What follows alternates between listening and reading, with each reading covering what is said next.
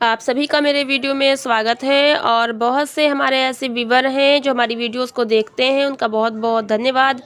और साथ ही उन्होंने हमसे कमेंट पे ये पूछा है, मैम अगर हम नया समूह बनाएं तो कैसे बनाएं, क्या प्रोसेस होगी। और कई बार ये कमेंट आए हैं तो उस पर मैं एक वीडियो बनाए दे रही हूँ, आप अच्छे से इसको समझ लीजिए। देखिए, अभी 2021 चल रहा है, फिर 22 चलेगा और सरकार ने समूह बनाने के लिए आदेश दे रखा है और भी समूह अभी बनाए जा रहे हैं।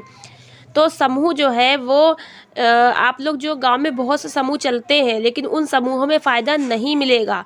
समूह में फ़ायदा पाना है तो आपको स्वयं सहायता समूह वो बनाना है जो NRLM के अंडर में बनता है। जैसा कि आप स्क्रीन पर लोगो देख रहे हैं, ये हमारे NRLM का लोगो है। इसकी फुल फॉर्म होती है नेशनल रूरल लिवलीहुड मिशन, राष्ट्रीय ग्रामीण आजीविका मिशन। तो इस तरह से जो है शहर में भी चलता है, उसको कहते हैं NULM। आर की जगह यू हो जाता है, NULM national urban livelihood mission, ये शहर में चलता है। और NRLM ये गांव में चलता है। तो गांव वालों को अधिक फ़ायदे मिलते हैं, शहर वालों को थोड़ा उनकी अपेक्षा कम फ़ायदे, लेकिन फ़ायदे दोनों को है। दोनों को ही काफ़ी कुछ लाभ सरकार के द्वारा नौकरी रोजगार वगैरह सब दिया जाता है, लोन वगैरह मिलता है। और राज्य की बात करें तो अपने यूपी से मैं हूँ, तो यूपी का जो लोगो है, तो यूपी का लोगो इस तरह का है। उत्तर प्रदेश राज्य ग्रामीण आजीविका मिशन, ये यूपी का लोगो है। और भी राज्यों के अपने अलग अलग लोगो हैं। अब NRLM जो है वो केंद्र से है, उसका लोगो मैंने दिखाया और यूपी का लोगो दिखाया।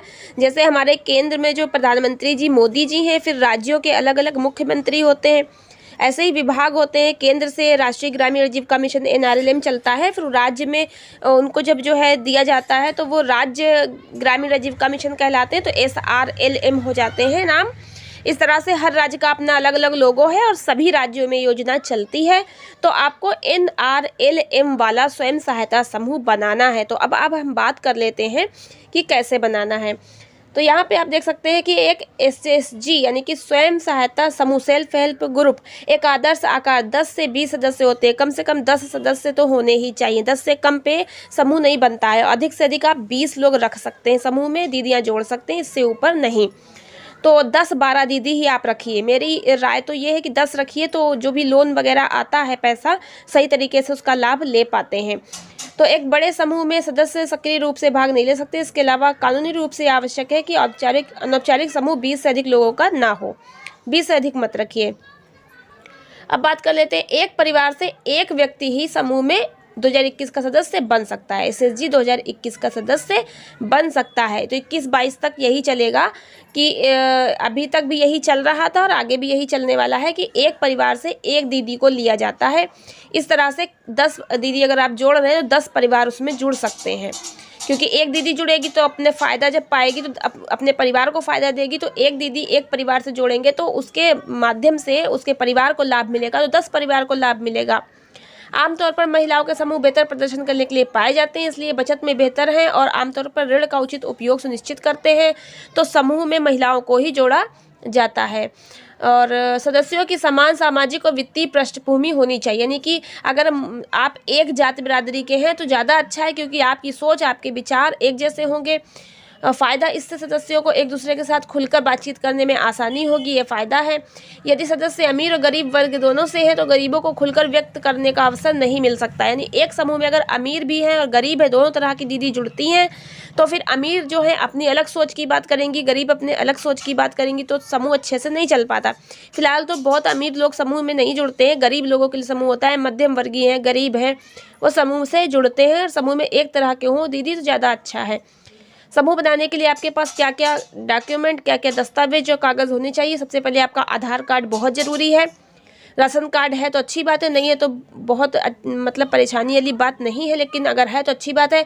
पहचान पत्र लिखा है तो आधार कार्ड ही आपका पहचान पत्र भी हो जाता है। आय प्रमाण पत्र ये कोई बहुत आवश्यक नहीं है, लेकिन अगर अब नए दस्तावेजों में मांगा जाए तो आप दे सकते हैं। फिलहाल तो यहाँ पे लिखा है, लेकिन ज़रूरी नहीं है उतना। मोबाइल नंबर बहुत ज़रूरी है, बैंक की पासबुक ज़रूरी है और फ़ोटो ज़रूरी है। तो आपके पास क्या क्या बहुत ज़रूरी होना चाहिए, सबसे पहले आधार कार्ड होना चाहिए और आपका मोबाइल नंबर होना चाहिए और बैंक पासबुक, आपकी खाता खुला होना चाहिए आपके पास में किसी बैंक में। और पोस्ट साइज के फ़ोटो आपके पास होने चाहिए। मोबाइल नंबर आप परिवार में किसी का भी लगा सकते हैं, जिससे कि आपको सूचनाएं मिलती रहें, जो भी आपको जानकारी सरकार के द्वारा दी जाए। और साथ ही आपको बता दें कि अगर आपको अपना समूह बनाने के बाद चेक करना है कि आप का समूह बना और सरकारी लिस्ट में चढ़ा है या नहीं चढ़ा है, क्योंकि सरकारी जब NRLM पोर्टल पे आपका समूह दर्ज कर दिया जाएगा तभी आपको सरकारी लाभ मिल पाएगा।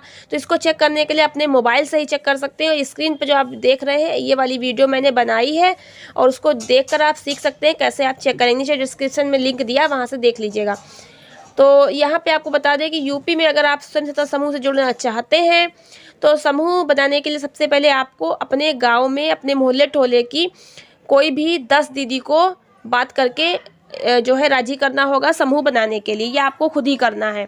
उसके बाद उन 10 दीदी में कोई 3 दीदी हस्ताक्षर कर लेती हो, पढ़ी लिखी होनी चाहिए, हाई स्कूल कक्षा 8 तक या जो भी। अच्छा ज़्यादा पढ़ी तो और अच्छी बात है, कम से कम पढ़ी लिखी तो होनी चाहिए, जो रजिस्टर वगैरह लिख सके, हिसाब किताब जोड़ सके, बाहर जा सके, बोल सकें कहीं पर। पढ़ी लिखी 3 दीदी होनी चाहिए।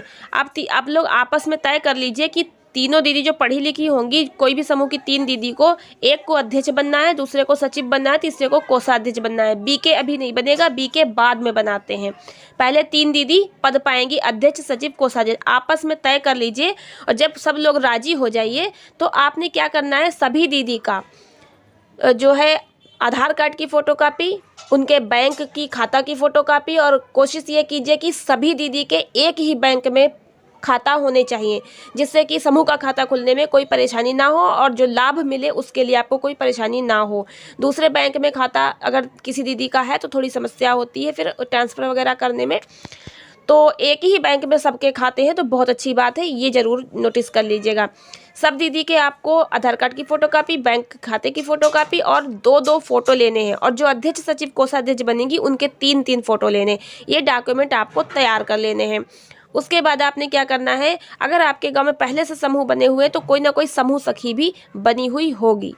अब आपको समूह सखी के पास जाना है और उससे बोलना है कि हम सभी दीदी लोग समूह बना लिए हैं और हमारा समूह जो है वो खाता खुलवा दो। तो आपका खाता खुलवाने के लिए और ब्लॉक में जो है जाकर के उसको जमा करने के लिए और सरकार से उसको जुड़वाने के लिए आपके समूह को समूह सखी पूरी प्रक्रिया करेगी और वो आपका खाता खुलवाएगी, सारे फॉर्म भरवाएगी, सब कुछ उसकी जिम्मेदारी होती है। ठीक है। और ब्लॉक पर जो है NRLM ऑफिस होता है, जहाँ पर समूह सब दर्ज किए जाते हैं, प्रक्रिया सब देखी जाती है गाँवों की। तो वहाँ पर BMM होते हैं जिनको पूरी जिम्मेदारी दी जाती है समूह बनवाने की, समूह जुड़वाने की, समूह को फंड पहुँचाने की, समूह को लाभ पहुँचाने की।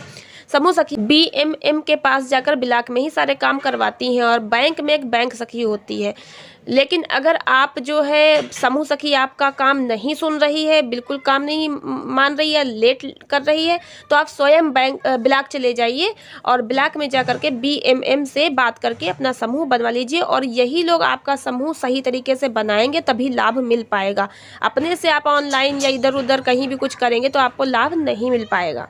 और अगर आपके गांव में एक भी समूह नहीं बना है, समूह के बारे में कोई कुछ जानता ही नहीं है, तो आपने ये सारी प्रक्रिया कर लेनी, दीदी लोग को राजी करके सब डॉक्यूमेंट जमा करके सीधे आपने ब्लॉक पे जाना है, अपने NRLM ऑफिस में BMM से मिलना है। वो आपकी पूरी प्रोसेस करवा के आपका समूह बनवाएंगे और आपको खाता खुलवाने के लिए सारी प्रक्रिया समझाएंगे।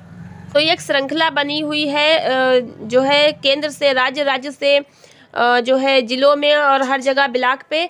तो इन्हीं के माध्यम से यानी कि BMM के माध्यम से गांव-गांव समूह बनते हैं। और जब ये लोग समूह बनाएंगे आपका और खाता खुलवाएंगे और आपके खाता और आपके समूह का नाम, सभी दीदी का नाम जब NRLM पोर्टल पर दर्ज करेंगे और सरकारी हो जाएगा, आपका दर्ज हो जाएगा, तभी आपको लाभ मिलेगा। और यही आपको RF, CIF, CCL वगैरह का लाभ भी दिलवाते हैं।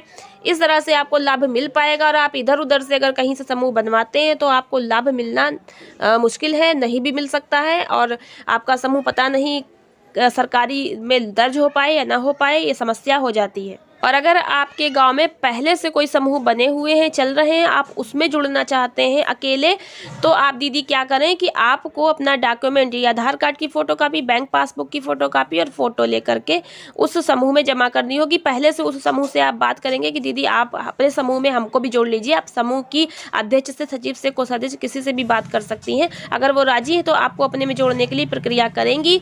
और अगर आपको कोई समूह नहीं जोड़ रहा है और आप किसी समूह में जुड़ जाती है तो आप ब्लॉक पे जाके बीएमएम से बात कर लीजिएगा। वो आपके गांव में चल रहे समूहों से बात करके किसी न किसी एक समूह में आपको जरूर जुड़वा देंगे।